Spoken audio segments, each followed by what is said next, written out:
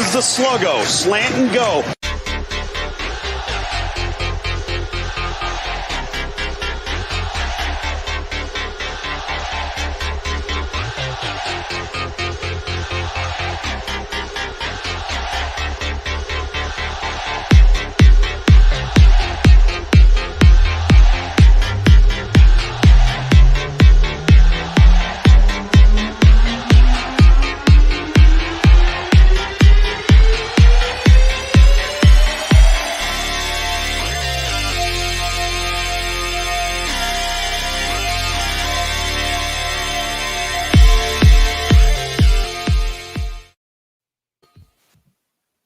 Casey, the Beef Cregan.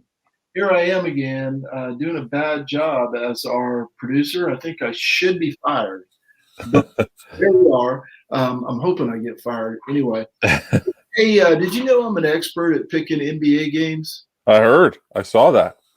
That's fantastic. I didn't know that. I've got a system now. When I go to this sports book, Bob, I can't afford to pick every game, so I pick one or two, and turns out horrendous, as you know firsthand. But if you pick all the games, you got a better chance of winning a few, right? And I don't know how I did that on the tally site, but it worked out really well. And here's the kicker. I picked the FCS games last week, football games, and I was in the top 5 in that too, and I had on 3 seconds. I had on like 3 seconds of it, but anyway. That's funny. That's great too. I know at one point in the March Madness, I think it was the first round. If you looked at my bracket, I certainly wasn't even anywhere close, but I was one of those guys that was leading the way too. I'm not sure, but with 3 bets on each game, you get good odds, I guess. I don't know. You can win something, 1 out of 3 at least. It is. It's a lot of fun, and it saves me a lot of money, because it's not real money there, That's right. or any money at all. But because I told you in betting, I don't think I'm going to get rich. It's just fun to have something on the game. So the tally site is a way for me to compete and not lose money. So a lot of fun. I'm not getting anything from those guys. It's just a lot of fun for me to act like I know something. Hey, did you know this is a $500 or so T-shirt? I didn't. They were giving these away at the Spurs game, when the first game back, when they started having fans.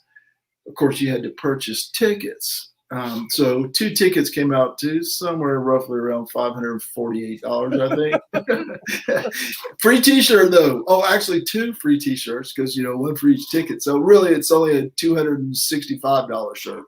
But the most expensive T-shirt ever on the show, I'm assuming, unless one of yours was. If mine are more than $12, someone bought it for me. No, I ran out of shirts. I had to go up and change from my old monkey suit that I was in all day today, and I just threw on a quarter zip, just the first thing I could grab. Running around all day trying to wrangle a 3-year-old. Well, I told my wife, she said, "Hey, that shirt looks nice on you." And I said, "Well, dang, it should. It's $548. But I also told her what you just said. I said, we should try to do a different one every week. And, we ran out of shirts after 40 weeks or so. So we just wear whatever we grab or whatever's clean. Last week, mine went into clean. So it's not a priority when you're not in person and I can't smell you. Nope. Hey, I am probably what's known as a boomer, but I really don't get Twitter. I just don't understand, and this is going to make me sound old, Casey. I'm old, but I don't understand. I see things like twice and 3 times, and it's all out of order. Like I see Clemson scores 3 runs in the bottom of the 3rd, and then like 10 minutes later, I get a tweet saying, "Here's the lineup for today's game." So I don't know what I'm doing wrong, but it's not in chronological order. Is it just me?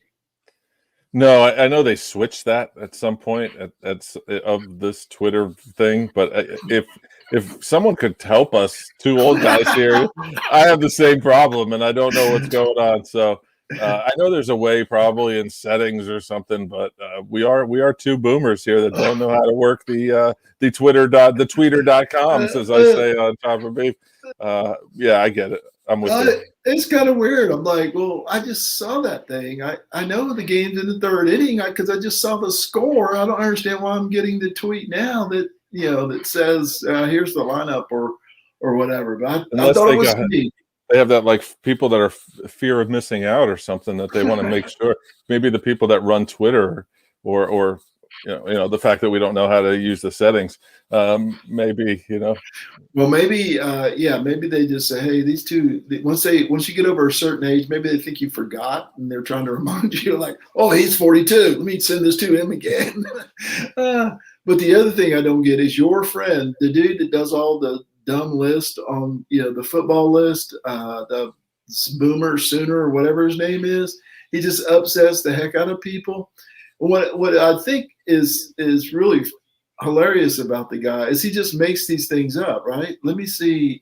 Somebody asked him the other day. He had one about stadiums and it was ridiculous and stupid. And I'll get into a little bit of that because I know you had an opinion on it because I saw you tweet on it. But somebody asked him, like, you ranked 50 stadiums. You're like 16 years old probably. How many of these stadiums have you actually been to? His answer was like, quite a few. Is that 3? Is that Oklahoma State, and Southern Oklahoma? What is it? And the biggest the faux pas on that list to me was not even Clemson being 53rd or whatever. I think that was crazily ridiculous. But he actually had Columbia, South Carolina, ranked ahead of Athens, Georgia. What? I looked at that. I don't respond to those guys because it just perpetuates them and makes them feel important and whatever. It's just ludicrous, and I'm gonna silence him next time I see it. But I think it's funny everybody hates them, but by hating him and telling him how stupid he is, he's getting more views and likes and follows. It's a weird kind of thing. It's another thing I don't understand about Twitter. Yeah, there's trolls. People get a kick out of being a troll and getting a response. There's even another one, Message Board Geniuses, which is actually really pretty well run. But man, they focus on Clemson, but it's literally just South Carolina people. They find some dumb thing on TigerNet or Tiger Illustrated and they post it up there. Just no context, really, just a message board thing. But we know everyone has it. But it's like, no matter who it is. But when I see it's Clemson, it's like, oh, let's see the comments just to see all the Gamecock fans in there. So, yeah, I and this Boomer Sooner, whatever he is, I laugh every time I see it too because it does. For a split second, it gets a rise out of me. And then, like the other day, I did make a comment from the Sluggo, my Sluggo, from Sluggo, from Sluggo, if you're not following me on Twitter. But yeah, I don't want to get sucked into that. But that's what he's doing. That's what he's doing. That's what it's doing. It's just fodder, and this is what it all gets rolled up into like those preseason polls, right? It's just fodder to get people talking about football or college athletics in the off season. So I have to think of that. Yeah. Hey, Nelson just messaged us or messaged me and said it appears that the broadcast isn't working on Facebook, which is why I saw a low number of views there, and I thought John Chansey took all of our viewers with him to the under-8 softball game tonight. You told him. Yeah, I told him. But apparently, and I know Facebook had some problems when I sent out the notice today. So, hey, this could be the lowest viewed broadcast of all time. Thanks, Nelson, for the heads up. Yeah. I see it also. It's just kind of sitting there saying going live soon. So, not sure. I know I got a message from the folks that they had some problems with Facebook earlier in the afternoon. So we're going to roll with it. We're going to roll with it like we always We're talking to ourselves like I believe we do every week, For the most part, that's true. And I enjoy it. Hey, Clemson baseball team struggling a little bit. Case lost 2 out of 3 over the weekend to Virginia. Now, they had a chance to win all of those games. I think they were ahead or tied in all of them late in the game. Bullpen just didn't have it this week. There were errors in the field. There were, of course, base running mistakes, not hitting with men in scoring position, etc. Just a bad weekend. And then last night they got blasted by the College of Charleston, which now makes twice they've lost in the midweek to mid-majors. Not close either time. Yeah, it's frustrating. There's no question for Clemson fans. to see what they're doing. I don't know what it is. I don't know if there's a special sauce about it. I think they battled this weekend. Yeah, they made some mistakes in the field on Sunday when that game was back and forth. You kind of shrug and tip your cap and after you lose a series because the pitching wasn't necessarily all there, but I don't know if it was bad enough for them to lose the game. I think they were okay, and the team battled at the plate all weekend. I saw some really good things at the plate. It was nice to get Sam Hall back. It's nice to have Sam Hall back. Maybe he's the stir. I say it every week, and I mess it up every week. The straw that stirs the drink. Maybe he instills a little bit of firepower into the lineup. I know they got beat last night by College of Charleston. You hate that. The optics of it don't look good, but baseball is baseball. You can play College of Charleston 99 more times and win them all, but they lost the one last night. So it's disheartening for Clemson fans, no question about it, but they're just going to keep battling. This is a team. It's a young team. Hopefully they can stick together, see some of these guys stick around and maybe do a lot of damage next year. Maybe do some damage in the ACC tournament. I don't know. Well, yeah, I hate to use that crutch, but they are a pretty young team, both on the mound and in the field and at the plate. But you're right. Speaking of which, I watched the Astros the last two nights play the 3-7 Detroit Tigers and get crushed. And tonight they've got 5 players out with COVID. Bregman and Yordan Alvarez, and they're half of their lineup. And I told Parker, my son Parker, I said they may win tonight. You don't know. It's baseball. You don't know what the heck's going to happen. Hey, JP brought us some good news here. He's on YouTube. So while our Facebook views will go down, maybe we'll get some people to finally watch the old YouTube channel. And Nelson's going to heckle us from YouTube, which is always cool. And JP, now they got to go on the road and face a mad Miami team, pretty good Miami team. That's the breaks, man. That's why those midweek games for me are so important, and that makes a big difference in your record at the end of the year. That was one thing Monty did early in his tenure a lot better than Jack Leggett did. He put emphasis on those midweek games, and he won almost every one of them. And the record looked a lot better at the end of the year. Didn't work out so much in the regional, but that's the way the ball crumbles. But coming from a mid-major school, he was the head coach at College of Charleston. You're trying to beat those teams that are scheduling you on Tuesday, Wednesday. They're trying to beat Clemson, so they're throwing their number 2 or 3 guy. I had a really good friend who was actually highly recruited to Clemson and played a year there and then transferred to Furman. It was a pitcher, and he used to kind of get on me some days, especially in the Leggett era, because they'd be playing Furman on a Tuesday night and Clemson would throw out their number 1 or number 2. Ryan Model was a name that back in the day that he was the number 1 or number 2, and then he's pitching on a Tuesday against Furman. It's like, oh no, Clemson threw their number 1. But JP's exactly right. You got to win those midweeks. They're scheduled there for a reason. Not that these other schools are rollovers, not at all. College of Charleston makes the tournament nearly every year. But a team like USC Upstate shouldn't even be on the same field. It is frustrating to lose those games, and that accentuates the frustration. So you lose, and then you're losing to one of those teams. You can take losing 2 or 3 to Virginia. You can take that. Yes, Virginia. It's a good program. But losing a one game sample size to an in-state school, and they haven't beaten an in-state school yet this year. It's frustrating. It is very frustrating. Something that's not frustrating is watching the softball team play. I actually got to see my favorite player, Millie Thompson, throw some innings in a doubleheader yesterday. And I was telling you and Nelson earlier that I'm pretty sure Winthrop was scared as hell of her. Because I'm sure she's a lovely young lady, but man, put her in that circle and she stomps around. And as I told you guys, she's the Ben Bullware. Sorry, Millie, Millie's parents. I know Millie listens, she's got to, right? By now. I mean this in the nicest way possible. You're the Ben Bullware of that softball team, man. Nobody wants to see her out there on the mound. And Valerie Cagle, she had a pretty good day.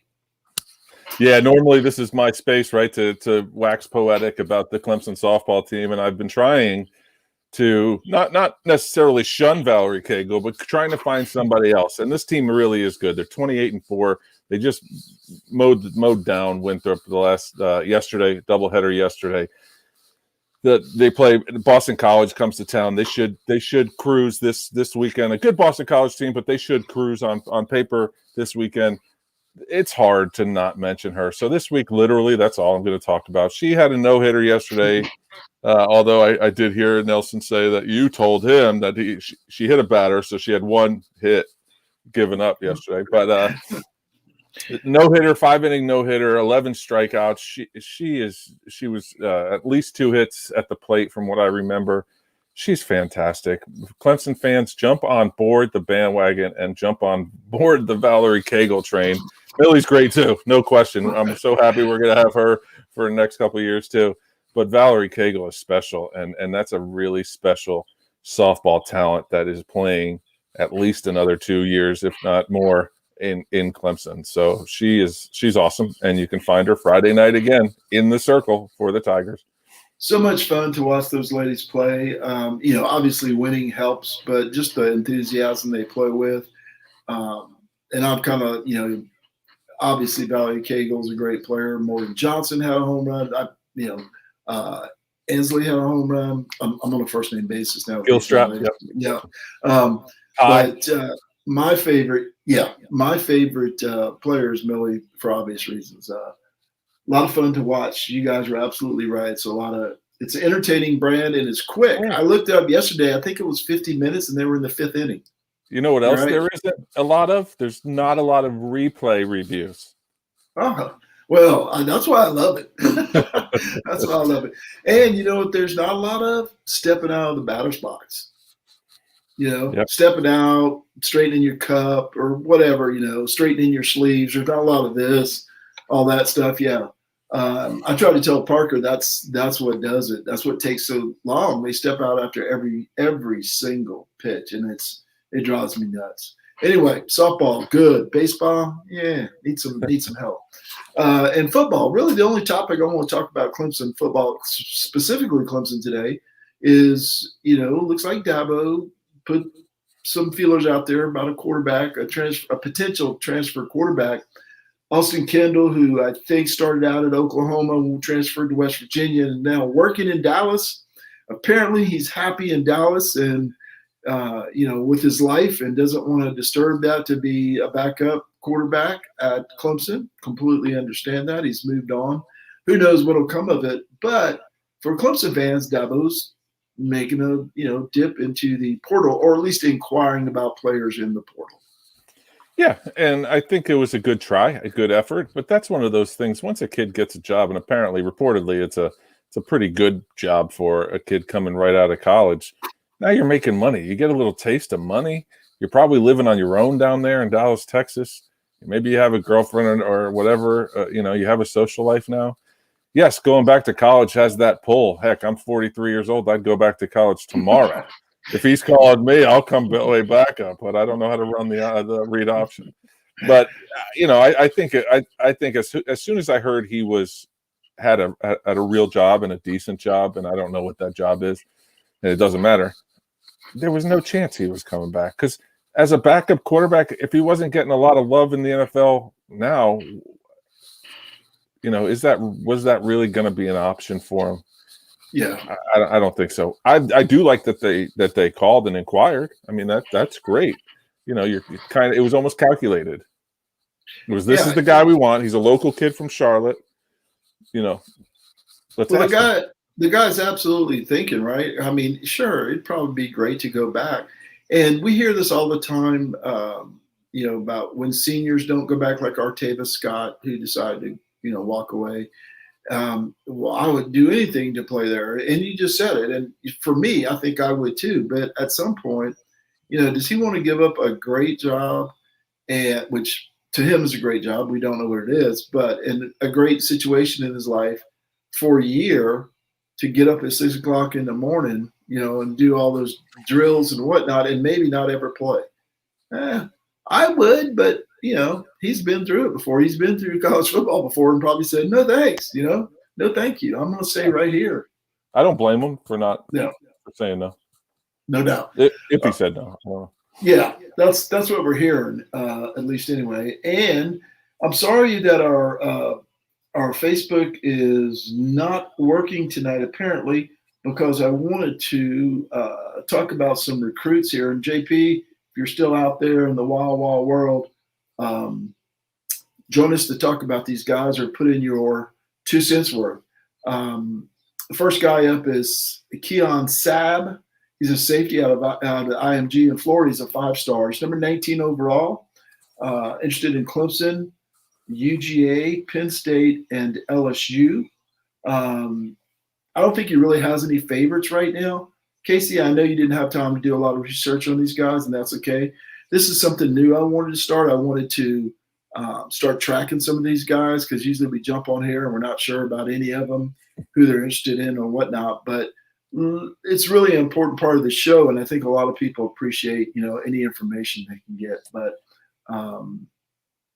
Zion Branch is also a safety out of Vegas. Now, these 2 guys out of Vegas are intriguing to me. Supposedly, Clemson's involved with both of them, and JP can help us out. But typically, guys from Vegas, I know Oklahoma had one of their running backs was from Oklahoma, and I saw one yesterday that had signed with Georgia. But these guys hang out in the generally in the west part of the United States, and as you can see, these 2 guys, one of them's projected to Southern Cal, and the other one to Oregon, and they're top 50 guys on a defense in Las Vegas, the same high school team. So that high school team has at least 2 defensive players. I think it's Bishop Gorman in the top 57 players in the nation. Must be a heck of a high school defense, Casey. Yeah, no doubt. And Cyrus Moss is one. I actually know Keon Sabb because I thought his name sounded familiar. He's a Jersey kid that transferred down to IMG. So I do know who he is. Watch out for Penn State there. They do tend to have a very good pull, especially for these higher ranked New Jersey players, even though he's at IMG. Cyrus Moss is another one that's intriguing to me. And he had Henry, KJ Henry on Twitter the other day saying, the right move. You fit right in here, with us in our culture.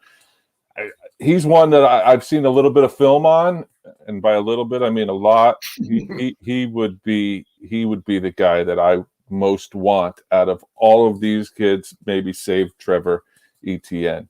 I really like that. But yeah, Bishop Gorman's a factory.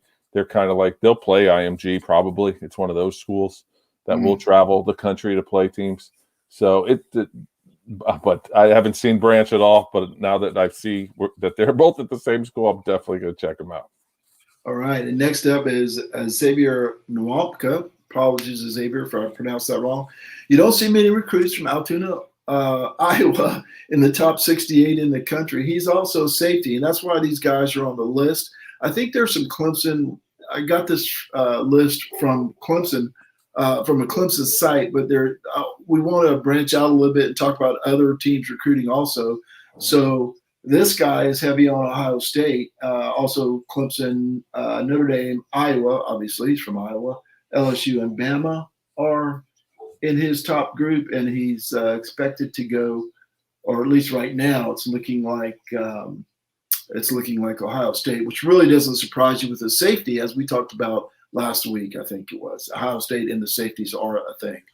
Yeah, absolutely. DBU. JP brings up a big point here, and I know we'll probably get into it here in a second, but he doesn't have much hope for Cyrus Moss at the moment, but things are about to change because the dead period is about to be lifted, ending May 31st. And so players are going to be, I don't know the verbiage behind it completely, but players will be able to make some visits. And I think that starts the ball rolling to hopefully for Clemson fans, towards maybe getting some of these guys you didn't necessarily expect. Maybe even some flips from guys that verbally committed to other places.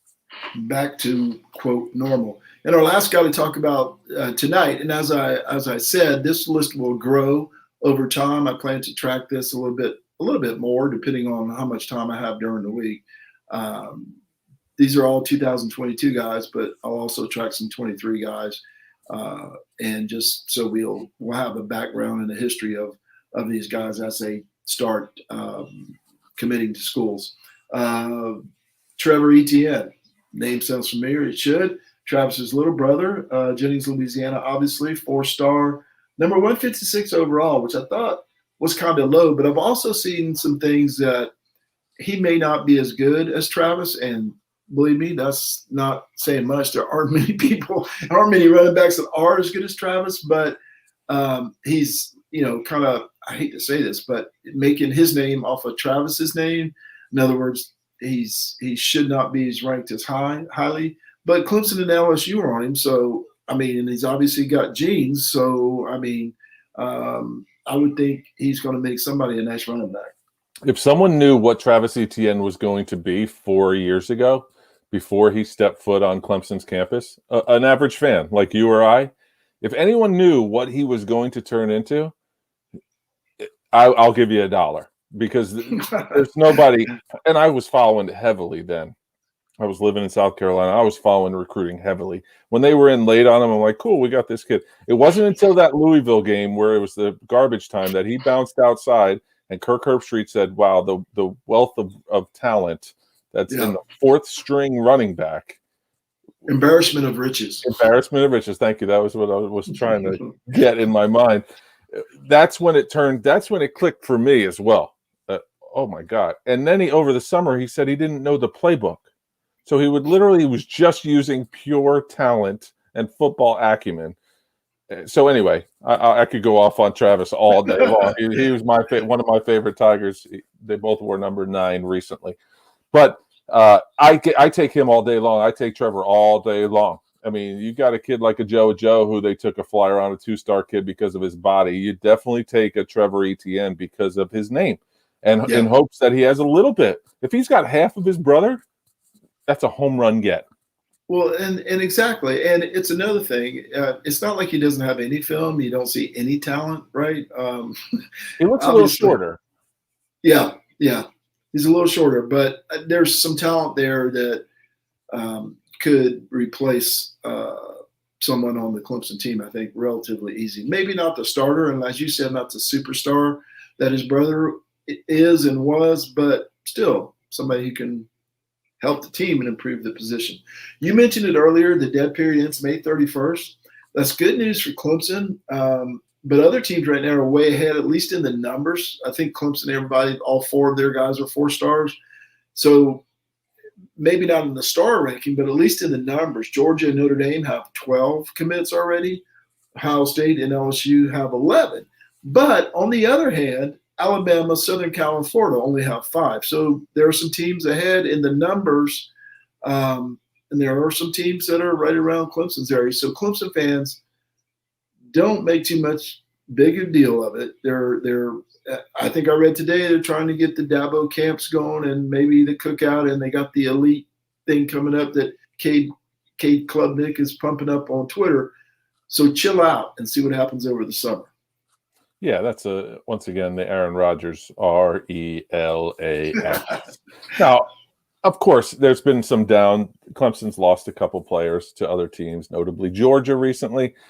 But again, I think it's very early in the process. I think JP would probably agree with me. Yeah, you get disappointed a little bit, but trust the process, trust the staff. They've built up the equity, and having those camps, having that elite prospect luncheon or whatever they're having, and hopefully the cookout, you're going to get kids to see the campus. And a lot of these kids haven't seen the campus outside of this computer screen. So, as JP just said, I think we'll see some decommits. There's no question. And not even decommits that go to Clemson. I think there's decommits all over the country.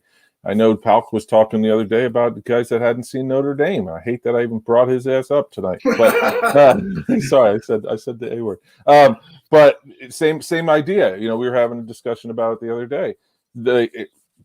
Places like that, and Clemson's part of that. Places like Clemson, places like Notre Dame sell on their facilities, the campus, everything. And so I think I think if this goes as we hope it goes, Clemson's going to be just fine.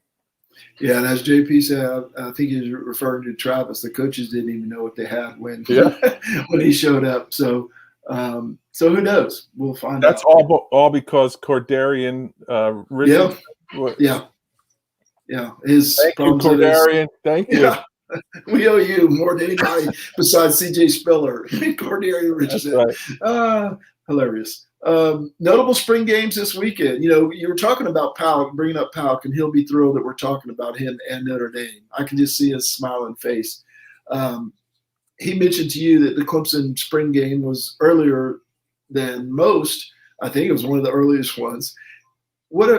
How genius is that, though? Because they were kind of by themselves, not by themselves, but really they were the brand name out there. Sure. The first weekend of April. This weekend we have Miami, Ohio State, Alabama, LSU, Auburn, Georgia, and Southern Cal. That's just the big names. There's 20 other ones, So I think Clemson's move was genius to have it so early. We even had Powell talking about it. Yeah. Yeah, it definitely, people take notice. There's no question, but that's a normal thing for Clemson. That's never changed. It's always been that first weekend of April, first or second weekend. I did see something on Facebook earlier today when it was working that today, like 9 years ago, was the spring game. So those first 2 weeks of April are usually when Clemson goes. But you're right. Now that they're at the stature that they're at, they took full state, full front and center, spotlights on them. It's just them. Heck, it became a recruiting tool. To have them just on ESPN. Now you have, which game you watching this weekend? You got Miami on ESPN, Ohio State, who knows, they're probably on the Big Ten network. So, but they're going to be all over the place. You're going to flip back and forth. I don't know. Yeah, not me. I'm going to watch softball and maybe a little baseball. Hey, JP obviously has a great point here that we didn't mention. I had mentioned or thought about that earlier in the week when I watched this recruiting. It's kind of like following Nick Saban, right? Or do you want to be the next coach at Alabama? You want to be the guy that follows the guy, right? Yeah. I think we saw that with Ngata's brother went out west to Arizona State. I mean, I think that happens a lot. And I definitely, I said it, I believe on this show a couple weeks ago, I don't think he's coming to Clemson either, but I think they absolutely take him and they absolutely should recruit him hard. Yeah. It'll be, no matter what he does, he's not going to outshine his brother. If he does, he's the greatest running back in the history of college football. Yeah.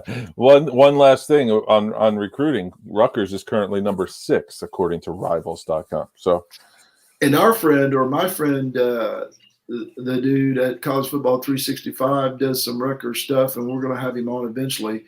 Just for you guys listening and who catch this on the podcast version. We are going to branch out over the summer and talk more than Clemson. We have contacts with other schools and guys that write for other schools. So this will be more national and probably less Clemson. We'll still talk Clemson. We're 2 Clemson guys, but just want to open it up a little bit and talk college football and not just Clemson football, which is why the Facebook page is a college football page and not just a Clemson football page. Nelson says, go ahead. We've been fortunate to open up our network a little bit to connect with some folks that actually want to talk to us. So that's really pretty fun. I think an idea that we had was to go through the Clemson schedule and try to get somebody from each of the teams. We'll see how that goes.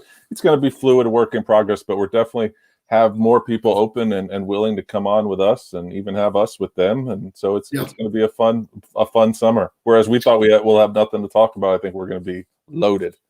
Yeah, I think, and we have some other ideas about videos to do off schedule, kind of to stick up on the YouTube page. Facebook's not working.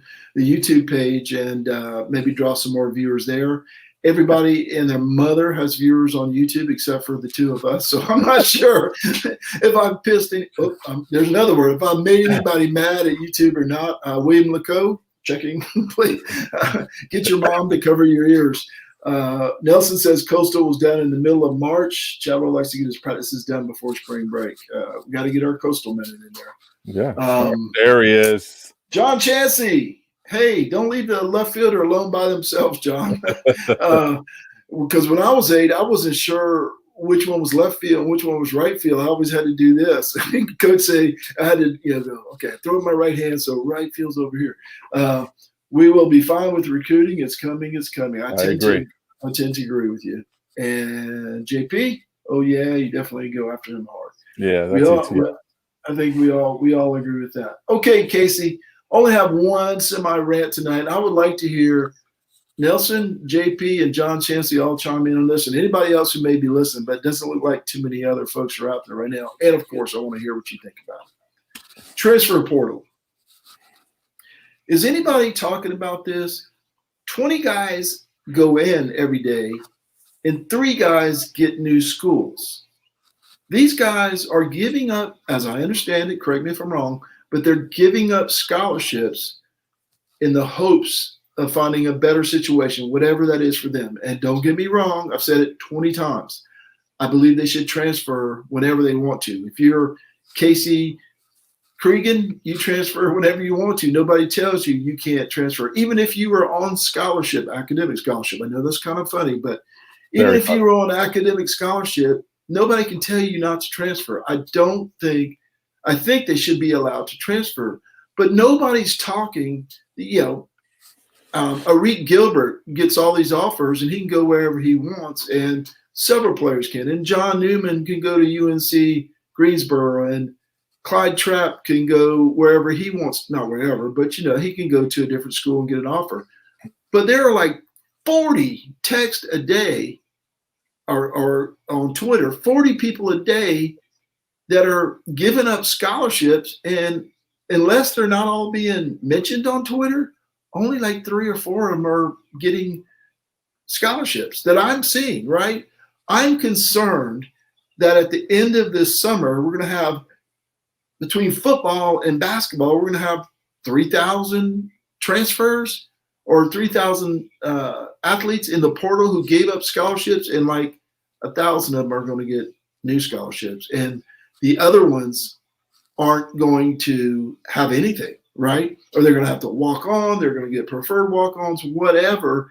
And people, when I say this out loud, and people who listen to this are going to call me a boomer, I'm all for the transfer, right? I'm all for it. Do what you want to do. Just realize there are repercussions to giving up that scholarship, and a lot of them aren't going to get new scholarships.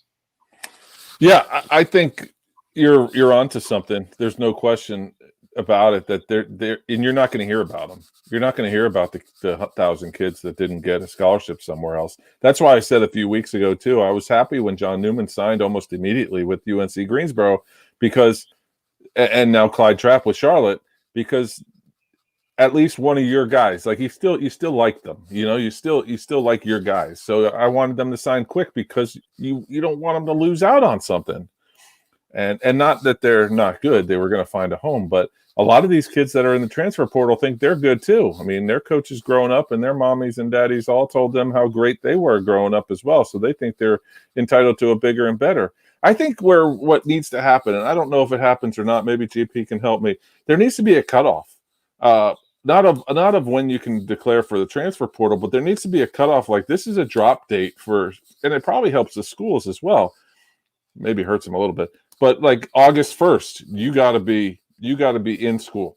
August 1st, you have to decide where you're going, what scholarship is going, because after that, then if you still want to really help the kids, if the NCAA really is in it for the kids, wink, wink, then they would probably have to jump in and help these kids find somewhere else to play, because there's going to be a plethora of kids without scholarships this year, because there's thousands of kids in. How many more spots are left? And I've heard that they're going to take the spots of high school kids, and I don't see that happening. What I see happening is they're not going to get scholarships. A lot of them have lost whatever they had, and maybe that's fine, and maybe it all works out. But I see a train wreck eventually, and I'm sure there's going to be blame and plenty of blame to go around. The athletes are going to blame the NCAA. The NCAA is going to blame the athletes, the coaches. It's all going to go around. But I think eventually the athletes are going to say, "Hey, wait a second. Maybe the grass is not always greener on the other side." Maybe being at UNC Asheville is not the worst thing in the world, right? Or wherever. I just grabbed a name, but it scares me when I see, like I said, just look at Twitter every day, and I know you do, 20 people in the transfer portal a day. Oh, great. And there's announcements on 2 or 3 that they're going to whatever school. What's happening to the other 17? They gave up a free ride, and now they're getting nothing for it. So, and now we're probably not hearing all of them where they're going. Maybe some of them are dropping a level, but yeah, you can't. They're not keeping up with how many people are in the portal. There's no doubt about that. And JP agree with you. Said there needs to be a cutoff. Nelson says, I'm not sure all schools require them to give up their scholarship to test the portal. It's up to the school. It's at their discretion. Well, okay, but that would make a school like, let's say, Clemson. What's Brad Brownell going to do? He's going to let Clyde Trapp test the portal for 3 months or however long. It didn't take Clyde that long, but I'm saying, for example, he's got to know what he's got coming back next year, right? I don't think Omax, has signed anywhere. Yeah, but I'm thinking as the coach, you've got to know you can't wait for Omax or Clyde Trapp or John Newman to get a deal. You've got to move forward, and if you can take a transfer or another high school recruit, you've got to move forward and do that. JP, they are not supposed to give up their scholarship just by entering. They are supposed to be allowed to explore their options. Okay, then maybe my rant was all for nothing, right? No, I don't think it is for nothing because they like. But I know Dabo does like kind of a c'est la vie if they, I'm sure Brownell is probably in the same boat. I think your rant is on point, but maybe just adjacent that they don't have to give it up. Like they could come back. It's kind of like the NBA, or the guys in college basketball going to test the waters of the NBA without getting an agent. It feels like maybe there's a little bit of that, but I'm pretty sure like in Clemson football, once they say I'm going to the transfer portal, they're going in. And not that they're taking their scholarship away, but Dabo's kind of, all right, they're done. They're going to move on. Now, if they want to stay and be go to school and give up football, yes, their scholarship is still then acknowledged. Yeah. I just worry. I can't see a coach, like you said, maybe not officially give up their scholarship, but for all intents and purposes, you're telling me you don't want to be here for whatever reason. It may be completely valid. Exactly. I listened to, as I told you in Nelson, I listened to Larry Williams' podcast with John Newman on there. He was going or mad or whatever. He just said, hey, it is what it is. I'm moving on. I'm finding a situation better for me. He got a scholarship.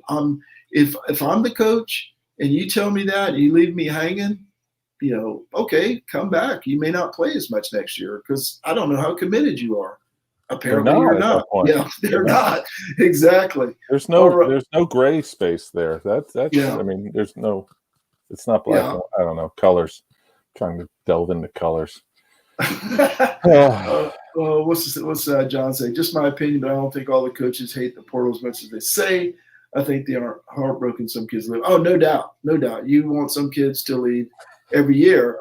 And I think I remember in the Rick Barnes era, being a manager in my first year there was a kid there that literally, I won't even mention his name. He didn't last at Clemson very long, but literally his job was to rebound and to box out.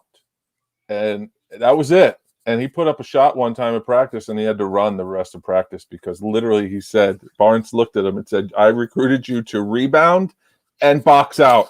And that's it. So there's definitely, and then when he transferred out to Furman, it wasn't even like a thing, it was a misstep in the recruiting trail. And there's no question that happens either. Yeah, and I don't think that's a bad thing, right? I guess what I'm saying is, I think, as I said, I think kids should be allowed to transfer, no problem, no issues. Just the sheer number of kids, and as JP says, they think they won't have any problem. A lot of them are going to have problems. There aren't going to be the numbers there. If I'm a coach, let's say a basketball coach, and I've got the choice between a guy who probably didn't play a lot, that's why he wants to transfer, and he's obviously unhappy because he's in the portal, and a freshman that I can mold and who's interested in playing on this team and realizes that, he's going to have to grow and be coached, I'm taking the young guy every time. Well, not every time, but almost all the time.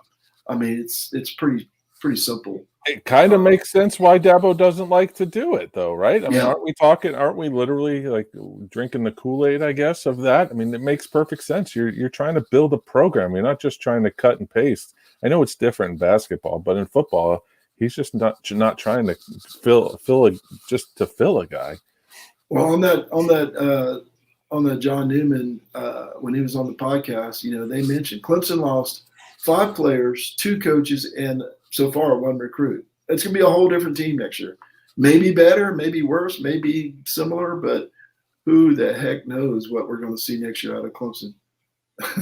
Nelson, JP chimed in on Nelson's comment. All right. Chopping beef, Casey. Now, Locks has some ridiculous stories. He's been on a roll of ridiculous later. But I think we need something from JJ this week. I don't know what you guys have planned, but I did want to do this first. I wanted to thank JJ. Last week, we talked about the Veterans Fund that I collected last year, and we shipped off $200 to feed the vets here in Kyle, Texas. I mentioned Nelson and some other people. I did mention JJ, but I wanted to thank JJ again for – it was really a generous donation. He didn't have to do that. It was very nice. Now that I've said nice things about JJ, let's get some ridiculousness from him tomorrow night. What you guys got working at? Oh, we got some craziness going on. I got a story to tell about something that happened to me today. Just really because of this pandemic and stuff. I'm on the road a little bit again with work as an outside sales guy, and it's kind of nice being outside, and I was able to have some lunch today. I'm not going to ruin the story for you, but I was able to have some lunch today at a restaurant. I ate it outside because we had a beautiful day here in New Jersey, but it was just some antics and some uncomfortableness that I found myself doing because it was the first time in a long time that I've been out in public. So that's going to take the stage tomorrow with just some things that I was thinking about. I told the boys today. We have plenty of stories. We're going to talk some Masters. We do try to mix in some sports, but it's mostly just see how quickly we can take this off the rails. JJ's got some things too. He was involved in WrestleMania last weekend, so he's got some stories to tell us as well. So hopefully it's fun for everybody. It's fun for me. It's fun for us. We enjoy the laughs. And it's three guys at the bar talking. Does your story involve Taco Bell? It does not. It was not Taco Bell. I branched out. No Taco Bell. Company buys me lunch, so it's like up to a certain number. So I splurged today a little bit. Spent $13 on lunch. Nice. All right. Hey, well, before you give the normal thank yous, I want to thank Nelson and JP and John Chancey for keeping this thing afloat without any Facebook. But you guys make it a lot of fun for us. We appreciate the interaction. And we may even have another comment here. Let me check and see what we got. Opportunity to move up. Yep. That is one other point. There's guys moving up and there's guys moving down too, right? Because like Newman and Clyde Trapp are going down a step, but that's okay. They want to play, let them play. But look at Nick Honor moved up from Fordham. You had Jonathan Bear moving up from UNC Asheville. So yeah, it definitely happens. Clemson's had a recent run of success with some of the guys that were from quote unquote lesser programs, the MEAC conference, and some transfers. They've been pretty good. And the one they got from Texas A&M, Elijah Thomas, was pretty good too. Oh, that's my favorite player. Love that guy. And that's another thing, Casey. We can look at this like Facebook didn't work and there were less people viewing it. That's okay, but we got some people over to YouTube. So now our YouTube channel is just going to blow up. I think we're going to have 50,000 subscribers by next week. So please do your thing and thank the good people so you can get back to your family. Yeah, thanks to everyone in the Facebook group. Robbie Posey moving from Wyoming to Somerville, South Carolina. Everyone, especially Nelson Wilhite for all his help editing and support. JP, John Chancey, everyone on the Seldom Used Reserve, Sluggo Podcast, Chop and Beef Podcast, each and every one of you who listens, likes, and shares and participates. We appreciate it. On behalf of Marty, Seldom Used Reserve Coleman, I am Casey the Beef Cregan. You see how I did it earlier? Thanks so much for joining us. We'll see you next week on Sluggo. Next week, guys. No Squirtle this week. Hopefully Facebook works. Yeah, Facebook would be nice. Later. I think we're done here.